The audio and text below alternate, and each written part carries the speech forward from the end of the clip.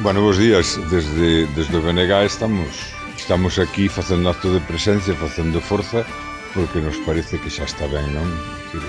Un país, unha fala, non estamos falando de estatus xurídicos nin de historia, estamos falando do dereito que temos como habitantes deste país a falar e a utilizar esa fala con todas as consecuencias e en todas as situacións.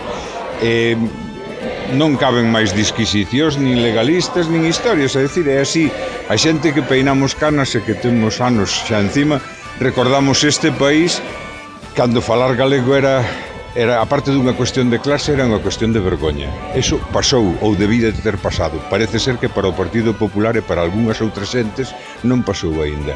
Pois vai sendo hora de que se quiten esa vergoña e de que fagan forza e que fagamos todos forza para que esta lingua, esta fala que nos foi legada, teña presencia xurídica, real, teña presencia normal nun país normal que debemos ser.